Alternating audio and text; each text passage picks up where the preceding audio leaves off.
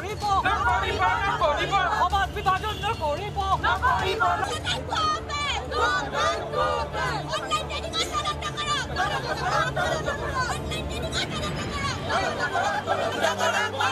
smart meter বন্ধ কৰো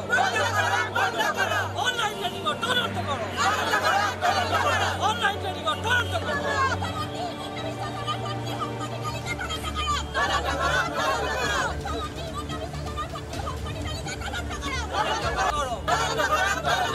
দুৰ্নীতি বন্ধ কৰো ৰাইজৰ শোষণ বন্ধ কৰো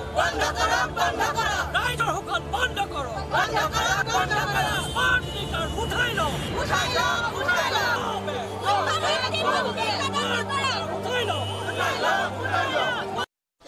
সমগ্ৰ ৰাজ্যত যি ধৰণৰ স্মাৰ্ট মিটাৰক লৈ প্ৰতিবাদী কাৰ্যসূচী ৰূপায়ণ হৈছিল সেই আমি ইতিমধ্যে দেখুৱাইছোঁ কিন্তু আজিৰ দিনটোত গুৱাহাটী মহানগৰ জিলা কংগ্ৰেছ কমিটিয়ে প্ৰতিবাদী কাৰ্যসূচী ৰূপায়ণ কৰিছে য'ত উপস্থিত আছে বিৰোধী দলপতি দেৱব্ৰত শইকীয়া স্মাৰ্ট মিটাৰ বন্ধ কৰাৰ লগতে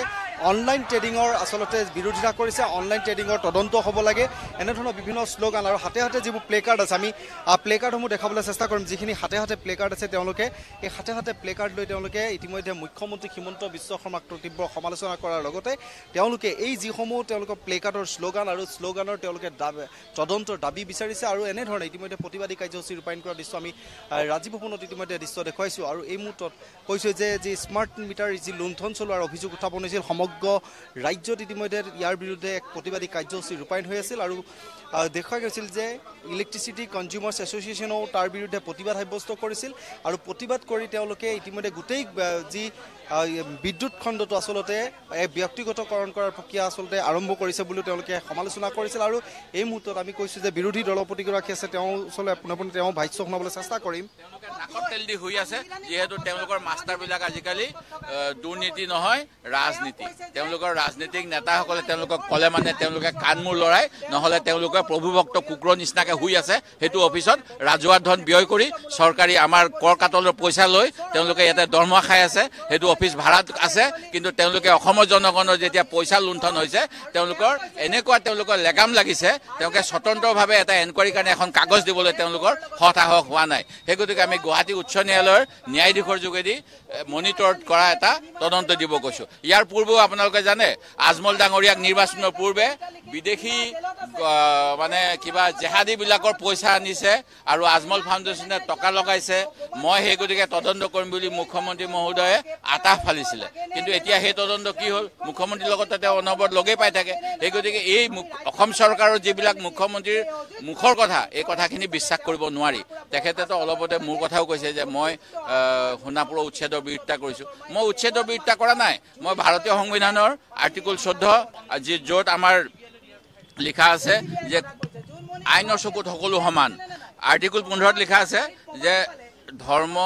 জাতি ভাষা অঞ্চলৰ ক্ষেত্ৰত বৈষম্য হ'ব নোৱাৰে আৰ্টিকল 21ত আছে কোনো মানুহক ৰাইট টু লাইফৰ পৰা বঞ্চিত কৰিব নোৱাৰে মই এইকেইটা কথা কোৱাৰ কাৰণে তেখেতে মোক মানে উচ্ছেদ বন্ধ কৰিবলৈ উত্তেজনা সৃষ্টি কৰিছোঁ বুলি মোক অভিযোগ আনিছে সেই গতিকে মুখ্যমন্ত্ৰীৰ কথা বিশ্বাস গ্ৰহণযোগ্যতা নাই মই কালিও ডিজিপি ডাঙৰীয়াক আহ্বান জনাইছোঁ মই যদি ৰক্তপাতৰ বাবে দায়ী মুখ্যমন্ত্ৰীয়ে ক'বৰ দৰে মোৰ ওপৰত গোচৰ ৰুজু কৰক মোক গ্ৰেপ্তাৰ কৰক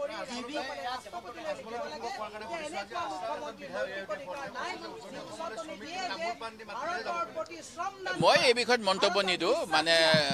ৰুটি কাপৰা মকান আৰু মানে পেটে ভোকৰ কালিদাসেও কৈছিলে অন্ন চিন্তা চমৎকাৰ সেই গতিকে আশাফুলক মই কৈছোঁ অন্ন চিন্তা চমৎকাৰ বুলি কালিদাস মহাকাব্যত যেতিয়া কৈছে পেটৰ কাৰণে মানুহে সকলো কাম কৰিব লগা হয় আৰু পেটৰ কাৰণে নিশ্চয় যিকোনো কাম কৰিবলৈ বাধ্য হয় আপোনালোকে দেখিছে আজিকালি মাষ্টাৰ ডিগ্ৰী পাছ ল'ৰা ছোৱালীও আজিকালি চুইপিঙৰ কাম কৰে ক্লিনাৰৰ কাম কৰে আগতে যাক হৰিজন বুলি কোৱা হৈছিল নপঢ়া পিছপৰা জাতি এটা বিশেষ ভাৰতীয় সভ্যতাৰ এটা কৈছিলে যে পিছপৰা শ্ৰেণী হৰিজন আজিকালি হৰিজনৰ কাম উচ্চ শিক্ষিত উচ্চ শ্ৰেণীৰ যুৱকেও কৰে সেই গতিকে অন্য চিন্তা চমৎকাৰ আশ্ৰাফুলৰ কথা কোনোবাই শুনিব নুশুনিব এই বিষয়ত মই মন্তব্য নিদিওঁ ডিবিষ্টকে নহয় আৰু বহুতকে মাত্ৰ 200 টকীয়া 100 টকীয়া কেলেংকাৰীকেইটা গ্ৰেপ্তাৰ কৰি বাহবা ল'ব বিচাৰিছে অসমৰ মুখ্যমন্ত্ৰীয়ে কিন্তু আটাইতকৈ বৃহৎ হৈছে 2018 চনৰ পৰা ডিবি কেলেংকাৰী নামৰ কেলেংকাৰীটো এই কেলেংকাৰীটোৰ ক্ষেত্ৰত কোনো ধৰণৰ পদক্ষেপ লোৱা হোৱা নাই তেওঁলোকক লুক আউট নোটিছ দিব লাগিছিল তেওঁলোকৰ বিষয়ে ইণ্টাৰনেশ্যনেল হেৰি কৰিব লাগিছিল অসম চৰকাৰৰ 2013 চনৰ আইন অনুসৰি সম্পত্তি বাজেয়াপ্ত কৰিব লাগিছিল যেতিয়া কোনোবাই আলফা বুলি কয় আলফা বুলি ক'লে সেই ল'ৰাজনক নাপালে তেওঁলোকৰ মাক দেউতাকক পুলিচে কেনেকৈ ৰাতি ৰাতি লৈ আহে এই চৰকাৰৰ জিপি সিঙৰ ডিজিপিৰ নেতৃত্বত মই দেখি আছোঁ তেনেহ'লে এই কেলেংকাৰী কৰা মানুহবিলাকৰ পৰিয়ালক কিয় ধৰি অনা নাই তেওঁলোকক সোধা নাই কেলে মই এইবিলাক কথা মুখ্যমন্ত্ৰী আৰু ডিজিপি সাহেবে টুইট কৰি দিব বুলি আশা কৰি আছোঁ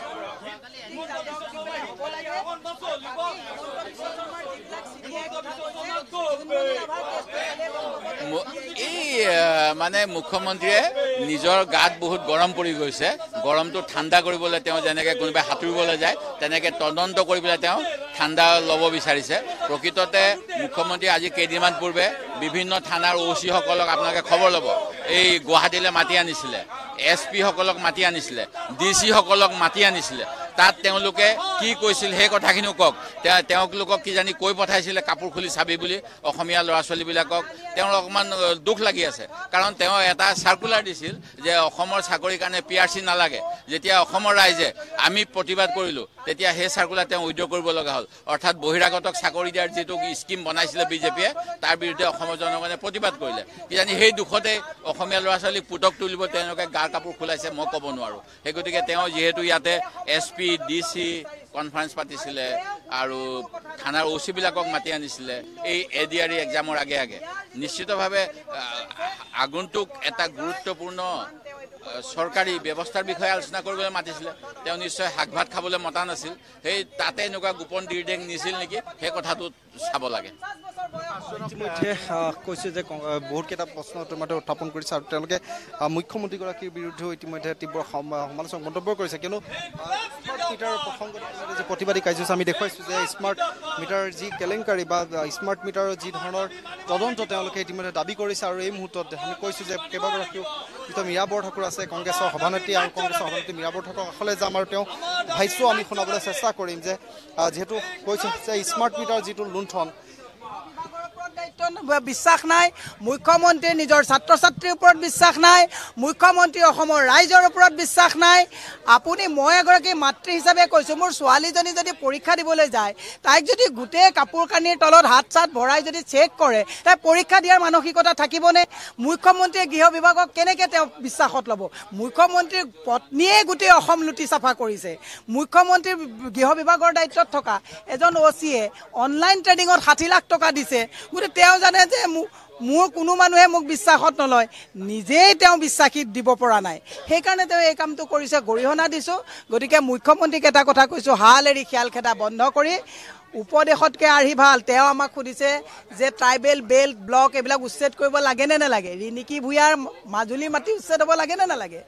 জলাশয় শ্ৰেণী পৰিৱৰ্তন কৰি পেলাই যে স্কুল খুলিছে সেইটো উচ্ছেদ হ'ব লাগে নে নালাগে জয়ন্ত মল্ল ঘৰলৈ যে বুন্দাজানখন পুতি দিছে উচ্ছেদ হ'ব লাগে নে নালাগে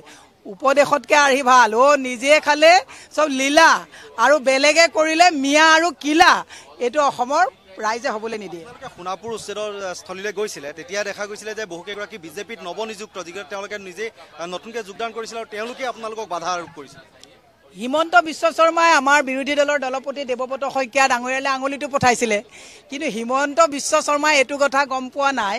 চৰকাৰী তৃতীয় পক্ষ বিজেপিয়ে যে আমাক গো বেক দিলে তৃতীয় পক্ষটো যে কংগ্ৰেছৰ নহয় দেৱব্ৰত শইকীয়া ডাঙৰীয়াই যে পৰিচালনা কৰা নাই কংগ্ৰেছে যে পৰিচালনা কৰা নাই অন কেমেৰা আমি লিখিয়ে কেমেৰাত ধৰি আনিছোঁ গো বেক আমাক কচুগাঁৱত যাওঁতে কোনে দিছে কচুতলিত যাওঁতে বিজেপিহে কেইদিনমানৰ আগত কংগ্ৰেছতে থকা যিকেইটাই গৈ পেলাই বিজেপিত জইন কৰিছে তৃতীয় পক্ষ তেৱে চতুৰ্থ পক্ষও তেৱে উচ্ছেদো তেৱে কৰে এতিয়া কচুতলিৰ মাটিখিনি তেওঁ শ্ৰেণী পৰিৱৰ্তন কৰি কোন বনিয়াক বিকিব তাত কোন পীযুষ জয়ন্ত ৰিণিকী ভূঞা তাত মাটি সংলগ্ন কৰিব সেইটোও আমি চাম ইতিমধ্যে আমি কৈছোঁ যে যি ধৰণে তেওঁলোকে স্মাৰ্ট মিটাৰৰ লগতে কেইবাটাও ইতিমধ্যে গুৰুত্বপূৰ্ণ অভিযোগ উত্থাপন কৰিছে আৰু এনেধৰণে প্ৰতিবাদী কাৰ্যসূচী ৰূপায়ণ কৰা দেখা গৈছে ৰাজ্য